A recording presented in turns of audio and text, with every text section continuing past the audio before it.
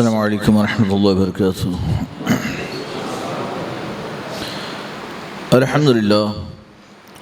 الحمدللہ وکفی والسلام علی عبادہ الذین اصطفی، اما بعد فاعوذ باللہ من الشیطان الرجیم، بسم اللہ الرحمن الرحیم۔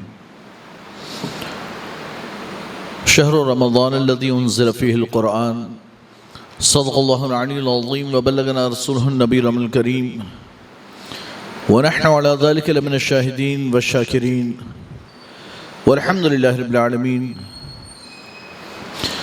کچھ از معروض سے قبل آئی ہم آپ مل کر انتہائی احترام و عقیدت کے ساتھ اپنے اور ساری کائنات کے مرکز عقیدت گنبد خضرا میں آرام فرمانے والے آقا ارواحنا فدا جناب محمد رسول اللہ صلی اللہ علیہ وسلم کی بارگاہ بے کس پناہ میں جھوم جھوم کا درود پاک کا ہدیہ انشاء کا موضوع بلند پڑھے۔ اللہم صلی علی سیدنا مولانا محمد ماذ الجود والکرم وآلہ الکرام مبارک وسلم، صلاۃ و سلام علیک یا رسول اللہ صلی اللہ علیہ وسلم۔ عزیزان ملت اسلامیہ، ماہ رمضان المبارک اپنی برکتوں، رحمتوں، وسعتوں، مغفرتوں کے ساتھ ہمارے درمیان جلوہ گر ہونے والا ہے، اور ماہ رمضان سے پہلے اللہ تبارک و تعالیٰ نے اپنے بندوں کو ماہ شعبان عطا فرمایا، جس کے تعلق سے اللہ کے رسول صلی اللہ علیہ وسلم نے ارشاد فرمایا، جب آپ سے وجہ پوچھی گئی کہ آپ اس ماہ مبارک میں سب سے زیادہ روزے کیوں رکھتے ہیں، سرکار ارشاد فرماتے ہیں، اور بڑی پیاری بات، بڑی عظیم بات ارشاد فرمائی۔ سرکار فرماتے ہیں کہ ماہ رجب اور ماہ رمضان کے درمیان ماہ شعبان ہے، جس سے لوگ غافل رہتے ہیں، حالانکہ یہ وہ مہینہ ہے جس میں بندوں کے اعمال اللہ کی بارگاہ میں پیش کیے جاتے ہیں۔ یہ وہ مہینہ سارے بندوں کے نام اعمال صحیفے تبدیل کیے جاتے ہیں، رب کی بارگاہ میں پیش کیے جاتے ہیں۔ بندے نے پورا سال کیا عمل کیے، سارا ہمارا وہ رجسٹر جو ہے وہ رب کی بارگاہ میں پیش کر دیا جاتا ہے، فرشتے رب کی بارگاہ میں پیش کرتے ہیں، اللہ تبارک و تعالی ہمارے اعمال ملاحظہ فرماتا ہے، حالانکہ وہ تو عالم الغیب والشہادہ سارا سب کچھ جانتا ہے، لیکن اس ماہ مبارک میں ہمارے اعمال رب کی بارگاہ میں فرشتے پیش کر کے ایک نیا سلسلہ شروع کرتے ہیں۔ سرکار فرماتے تو میں یہ چاہتا ہوں کہ جب میرے اعمال رب کی بارگاہ میں پیش ہوں، جب بھی پیش ہوں، تو میں حالت روزہ میں رہوں، اس نام اعمال میں میرا جو آخری عمل لکھ کر رب کی بارگاہ میں پیش ہو وہ یہ کہ حالت روزہ میں تھے۔ تو ہم تو یعنی کہ ہمارے بزرگان دین کا بھی یہ طریقہ رہا کہ ماہ شعبان آتا، ویسے تو اللہ کے رسول صلی اللہ علیہ وسلم کا بھی یہ طریقہ کہ ماہ رجب سے رمضان کی تیاری کرتے ہیں۔ ہمارے بزرگوں کا طریقہ ہے کہ 6 مہینے پہلے ہی سے تیاری کرتے، ماہ سفر آتا، ماہ سفر کا چاند دیکھنے کے بعد تیار ہو جاتے کہ اب رمضان آنے والا ہے، 6 مہینے پہلے سے سفر سے۔ یہ بزرگوں کا طریقہ، اور سرکار کا طریقہ جیسے ہی رجب کا چاند نظر آتا دعا یوں فرماتے، اللہم بارک لنا فی رجب و شعبان وبلغنا رمضان، اے اللہ تو ہمارے لیے ماہ رجب اور شعبان میں برکتیں عطا فرما اور ہمیں ماہ رمضان تک پہنچا، ہمیں ماہ رمضان تک پہنچا۔ یہ پہنچنے کی دعا ماہ رجب کا چاند دیکھ کر یعنی 2 مہینے پہلے ہی دعا ہو رہی ہے کہ اللہ اب ماہ رمضان قریب ہے، موت مت دینا، اب ماہ رمضان قریب ہے، موت مت دینا، ماہ رمضان حاصل ہو جائے پھر دیکھا جائے، پھر دیکھا جائے گا۔ اور یہ اللہ کے رسول صلی اللہ علیہ وسلم نے یہ دعا فرمائی امت کی تعلیم کے لیے، امت کو سکھانے کے لیے کہ اے امت تمہیں چاہیے کہ تم ماہ رمضان مبارک کی ایسی تیاری اور ایسا شوق و ذوق، بندے کی شادی ہو تو کیسا بندہ بالکل کھل جاتا ہے نا، ہنستا مسکراتا خوش ہوتا ہے، کیوں؟ آئندہ مہینے میری شادی ہے، بھئی اس کو ابھی یعنی 1 مہینہ باقی ہے شادی سے، 1 مہینہ 1-2 مہینہ 6 مہینہ پہلے ہی سے جب اس کی طے ہو گئی تاریخ کے فلاں تاریخ کو شادی، تو بندہ خوش اور ہر کوئی اس کے دوستوں میں سے دیکھ کر پہچانتا اور سمجھ جاتا ہے کہ ہاں جب سے شادی بھی بڑا خوش رہتا ہے نا. اسی طرح سے اگر کسی کی یعنی کہ کسی کا جانا ہو گیا فورین کنٹریز وغیرہ میں جاب لگ گئی, ہائی فائی اس کی تنخواہ ہے, پگار ہے, اور اس کی جاب لگ گئی, بھائی 2 مہینے بعد جانا ہے, تاریخ آ گئی ہے, بندہ خوش ادھر ادھر ہر ایک کو سنا رہا ہوتا ہے, بھائی جاب لگ گئی ہے فلاں کنٹری میں, اتنی تنخواہ ہے, ایسا رہنا ہے, ویسا سہنا ہے, ایسا کرنا ویسا کرنا. خوشی کے مارے وہ پھولا نہیں سماتا. سرکار فرماتے ہیں کہ یہ تو ساری دنیاوی چیز ہے. مومن کو اگر حقیقی خوشی حاصل ہو تو پھر وہ عبادت و طاعت کے ذریعے سے ہونی چاہیے. ماہ رمضان آ رہا ہے, اس کی خوشی سرکار 2 مہینے پہلے سے شروع فرماتے تھے. اللہ تو ماہ رجب اور ماہ شعبان میں ہمارے لیے برکتیں عطا فرما اور ہمیں ماہ رمضان تک پہنچا. وَبَلِّغْنَا رَمَضَانَ, ہمیں ماہ رمضان تک پہنچا کہ ہم ماہ رمضان کو حاصل کریں, پائیں, اور پا کر پھر اس میں عبادت و طاعت کریں. یہ سرکار کا عمل. اور صحابہ اکرام بھی ہے نا, سرکار ماہ شعبان ہی میں آپ عبادت میں کمر کس لیتے. یہ 15 شعبان آتی, آپ عبادت کی کثرت شروع کرتے. یہ جو کمر کسنا کہا جاتا نا, آپ ازار باندھ لیتے. حدیث کے الفاظ, آپ ازار باندھ لیتے. بھائی ازار تو پہلے بھی بندھی ہوئی, حالانکہ سرکار نے کبھی ازار پہنی نہیں, لیکن کلام عرب میں ازار پائجامے کو بھی کہتے ہیں اور تہبند کو, لنگی کو بھی ازار کہتے ہیں. سرکار نے کبھی سلوار اور ازار جو ہے نا وہ کبھی پہنی نہیں, ہمیشہ تہبند پہنا. لیکن ازار پہننے والوں کی تعریف فرمائی, تعریف فرمائی. یہ نہیں ہے بھئی وہ سنت, تو تہبند پہننا سنت ہے, لیکن ازار پہننے والے کے لیے سرکار کی دعا. اللہ کے رسول فرماتے کہ اس میں ستر عورت زیادہ ہے. تہبند سے سلوار میں پائجامہ پہننے میں ستر عورت زیادہ. تو کچھ لوگ سلوار کہتے ہیں, کچھ ازار کہتے ہیں, کچھ اسے پاجامہ کہتے ہیں, جو بھی کہتے ہوں, لیکن یہ جو پہننے کی چیز, اس میں ستر عورت زیادہ. کہ بندہ سو بھی رہا ہو تہبند میں تو خطرہ ہے, اندیشہ ہے کہ وہ ستر کھل جائے نیند میں, لیکن پائجامے میں تو یہ حال نہیں ہوتا. تو بہرحال یہ اللہ کے رسول صلی اللہ علیہ وسلم کمر کس لیتے, مطلب عبادت کے لیے بالکل ریڈی اور تیار ہو جاتے, مستعد ہو جاتے. اور صحابہ اکرام بھی سرکار کو دیکھ کر عبادتوں پر بالکل آمادہ ہو جاتے, اب عبادت کرنی ہے. اور کیوں کہتے ہیں کچھ روزے بھی رکھیں, کچھ عبادتیں بھی کریں. ہمیں چاہیے کہ ہم ایام بیض کے روزے رکھیں. سرکار نے فرمایا بڑی فضیلت ہے, ہر مہینے کی اسلامی تاریخ کی 13, 14, 15 ہر مہینے کی یہ 3 روزہ ایام بیض کے کہلاتے ہیں, تو یہ رکھنے چاہیے. 15 شعبان کا روزہ رکھیں, تو 1-2 نوافل ہم رکھیں. سرکار فرماتے ہیں اس سے فائدہ یہ ہے کہ بندے میں استعداد پیدا ہوتی ہے, بندہ مائنڈ سے ریڈی اور تیار ہوتا ہے کہ بھئی ماہ رمضان آئے گا, روزے رکھنے کے لیے ہم ریڈی ہیں, ہم روزے کے لیے ریڈی ہیں. ورنہ ماہ رمضان آیا, پتہ چلا پہلا روزہ, آج پہلا روزہ بڑا لگ رہا ہے. کیوں لگ رہا ہے؟ اس لیے کہ 11 مہینے میں عادت ہی نہیں, اس لیے لگ رہا ہے. پھر وہ غلطی سے پانی پی لیا, غلطی سے کھا لیا, غلطی سے یہ ساری غلطیاں کیوں؟ چونکہ روزے کی عادت نہیں تھی, پورا دن کھانے پینے کی عادت تھی, تو پھر غلطی ہوتی ہے, پھر غلطی ہو جاتی ہے. لیکن حالانکہ اللہ کے رسول صلی اللہ علیہ وسلم نے ارشاد فرمایا یہ غلطی کرنے والوں کے لیے ایک انعام, جن سے غلطی ہو جاتی ہے, یعنی غلطی سے کھا لیتے ہیں, غلطی سے پی لیتے ہیں ابتدائی دنوں میں.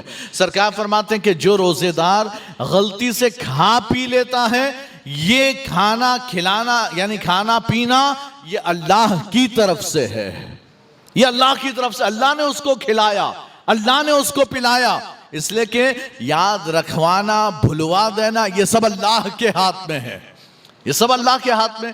تو جس سے غلطی سے جو کھا لے, اللہ کے رسول فرماتے ہیں اللہ نے اسے کھلایا. اور اسی لیے غلطی سے, بھول سے کھانے پینے سے روزہ نہیں ٹوٹتا.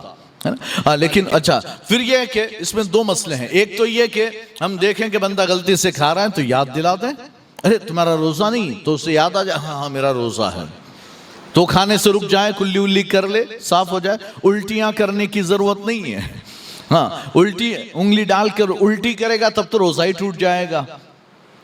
جب بہت سے ایسے لوگ ہوتے ہیں کہ جو روزے میں الٹی یعنی اگر تھوڑی بہت ہو جاتی, چونکہ صبح سحری میں ہم نے کھایا تو اگر تھوڑی بہت آ گئی اور ہم نے تھوڑی سی الٹی کر دی تو پھر سمجھتے ہیں میرا تو روزہ ہی ٹوٹ گیا. حالانکہ تھوڑی بہت الٹی کرنے سے روزہ ٹوٹتا نہیں، کرنے سے نہیں ٹوٹتا، ہاں واپس اسے جانے دو، نگل لو تو پھر روزہ ٹوٹے، اور وہ بھی بہت زیادہ منہ بھر کر قے ہو تو روزہ ٹوٹے، یا جان بوجھ کر انگلیاں ڈال کر. اور اسی لیے حالت روزہ میں وضو میں بہت زیادہ کلی میں اپنے یعنی منہ میں انگلیاں ڈالنے کی اجازت نہیں، غرغرے کی اجازت نہیں کہ کرنے جاؤ گے پانی اتر جائے گا روزہ ٹوٹ جائے گا، ہے نا، تو اس کی اجازت نہیں. لیکن کہنے کی بات یہ ہے کہ یہ جو غلطی ہوتی ہے کیوں؟ اس لیے کہ ہماری عادت نہیں، اور عادت نہیں تھی تو ہم سے غلطی ہو گئی. اگر عادت ہو ماہ شعبان میں ابھی ہم نے کچھ روزے رکھے ہو اور پھر ماہ رمضان میں ہم نے روزہ رکھنا شروع کیا، کہتے اب غلطی نہیں ہوگی، اس لیے کہ ایک مائنڈ سیٹ ہے، مائنڈ تیار ہے کہ میں روزے سے ہوں، میں نے روزہ رکھا ہوا ہے. اور اللہ کے رسول صلی اللہ علیہ وسلم ماہ شعبان میں خوب عبادت کرتے، دعا کرتے، اور یہ ہم نے ایک ذہن بنایا ہوا کہ 15ویں شعبان کو ہمیں دعائیں کرنی ہے، توبہ کرنی ہے، بس ختم نہیں. پورا ماہ شعبان جب تک رمضان نہیں آتا آپ کثرت سے دعا کریں، کثرت سے دعا کریں، قرآن کی تلاوت کریں، آپ نمازوں کی کثرت کریں. بہت سے لوگ ہوتے ہیں نا جو فرض اور سنت پڑھ کر بھاگ جاتے ہیں، انہیں چاہیے کہ شعبان میں نوافل کی بھی کثرت کریں، نوافل بھی پڑھیں. کیوں؟ اس لیے کہ جب ماہ رمضان آئے گا، اگر یہاں عشاء کے 17 نہ پڑھ سکے، اگر شعبان میں عشاء کی 17 رکعات نہ پڑھ سکے تو ماہ رمضان میں 37 پڑھنی ہے، ماہ رمضان میں 37 رکعات پڑھنی ہے، 20 رکعات تراویح بھی آ جائے گی. تو یہاں اگر عادت نہیں ہے تو پھر بندہ گھبرائے گا. اور ہم نے اکثر میں نے جگہوں پر دیکھا کہ جب ابتدائی ایام ہوتے ہیں رمضان کے، شروع کے دن ہوتے ہیں، تو ہماری مسجدیں فل ہوتی ہے، پورا جماعت خانہ فل، اور باہر بھی صفیں لگ گئی، اتنی تراویح میں پبلک ہے نا. پھر 3-4 دن کے بعد وہ باہر والے غائب، صرف جماعت خانہ. اور ایک ہفتہ 7 دن گزرتے ہیں تو 3 صف پر ہم آ کر رک جاتے ہیں. پھر وہ 2.5-3 صف پورے مہینے والی ہے، وہ 2.5-3 صف وہ پورے مہینے والی. لیکن جو زیادہ تر لوگ شوق میں آتے رمضان اور آئے، پوری مسجد بھر دی، لیکن وہ 3-4 دن باہر والے غائب ہو گئے، 7 دن پیچھے کی صفوں والے بھی غائب. اب وہ باہر ہیں، وہ کیا سمجھتے ہیں پڑھ لی ہو گئی ہماری تراویح. نہیں، یہ سنت موقدہ ہے، یہ کفایہ بھی نہیں ہے کہ 1-2 پڑھ لیں گے تو سب پہ. نماز جنازہ جو ہے نا وہ فرض کفایہ، کہ چند مسلمانوں نے پڑھ لی پوری بستی سے گناہ ہٹ گیا، کسی نے نہ پڑھی سب گنہگار. اعتکاف بھی ایسا ہی ہے کہ پوری بستی میں سے کوئی کر لے پوری بستی سے گناہ دور ہو جائے گا، وہ بھی سنت موقدہ. لیکن یہ تراویح سنت موقدہ ایسی کہ ہر انسان کو، چاہے مرد ہو چاہے عورت ہو، سب کو پڑھنی ہے، سب کو پڑھنی ہے لازمی طور پر. ہاں بائی چانس آپ سے کسی دن کسی وجہ سے چھوٹ گئی تو ٹھیک ہے، کوئی بات نہیں. کبھی بائی چانس ہے نا، کبھی آپ سفر میں تھے اور آپ سے یعنی کہ آپ نہیں پہنچ پائے، تراویح چھوٹ گئی، یا کبھی کسی کام کی وجہ سے رہ گئی. لیکن یہ تو کبھی کی بات ہے. آپ تو جان بوجھ کر روزانہ آپ پورا مہینہ تراویح چھوڑتے ہیں، اور پورا مہینہ نہیں تو 20 دن چھوڑتے ہیں. پہلے کے 7 دن اور پھر اخیر کے 3-4 دن وہ بالکل کمپلسری پھر آ جاتے ہیں، اس لیے کہ اب آخری آدھا پارہ چل رہا ہوگا، چلو پہنچ جاتے ہیں، تراویح جلدی ختم ہوگی. اور پھر اس کے بعد 27ویں شب ختم، کہتے ہیں 27ویں شب ختم، لگتا ہے رمضان ختم. پھر مسجد میں تعداد کم ہو جاتی ہے. تراویح میں دکھے نہیں، او کیا خریداری کے لیے میں گیا ہوا تھا، خریداری کرنے گیا تھا، ویراول گیا تھا، جام نگر گیا تھا، بھاؤ نگر گیا تھا، پتہ نہیں کہاں گئے تھے خریداری کرنے.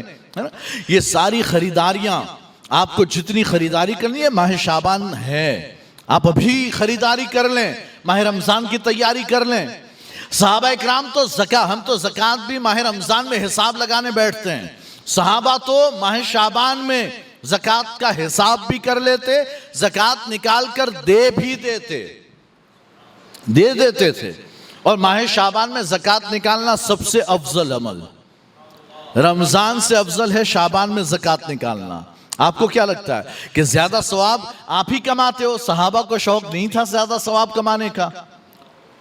آپ کو پتا چلا کہ ماہ رمضان میں ثواب بڑھ جاتا ہے، 70 گنا بڑھ جاتا ہے. آپ کو پتا چلا تو آپ نے ماہ رمضان میں زکوٰۃ نکالنا شروع کر دی. صحابہ کو نہیں پتا تھا کہ ماہ رمضان میں ثواب بڑھ جاتا ہے. آپ نے تو صحابہ ہی سے تو سنا، آپ نے تو سرکار سے نہیں سنا. صحابہ ہی کے ذریعے تابعین، تابعین سے تبع تابعین سے اسلاف و بزرگان دین سے ہم تک پہنچی یہ بات کہ ماہ رمضان میں ثواب بڑھ جاتا ہے، تو ہم نے ہر نیک کام ہم نے شروع کر دیا ماہ رمضان میں، ماہ رمضان میں کریں۔ بھئی ماہ رمضان میں روزوں کا بڑا ثواب ہے، نوافل کا بڑا ثواب ہے نا، فرائض کا بڑا ثواب بڑھ جاتا ہے، ہر ایک کا ثواب بڑھ جاتا ہے، لیکن زکوٰۃ کا ثواب تو ماہ شعبان میں بڑھتا ہے، اس کا ثواب رمضان میں نہیں بڑھتا۔ یہ یاد رکھیے گا آپ لوگ، یہ غلط فہمی ہماری کہ ہم نے ہر بات میں یہ سوچ لیا کہ ماہ شعبان میں زیادہ ثواب، تو ہم سوچتے ہیں کہ زکوٰۃ دینے کا بھی ثواب ماہ رمضان میں زیادہ ہوگا، ہے نا۔ ایک بات بتاؤں آپ لوگوں کو تو آپ کو یعنی حیرت و تعجب ہوگا کہ اگلے زمانے میں یعنی کہ جو پرانے ہمارے اسلاف کا دور ہے اس میں تو ماہ رمضان زکوٰۃ کا مہینہ ہی نہیں ہے، زکوٰۃ کا مہینہ ہی نہیں ہے۔ کیوں؟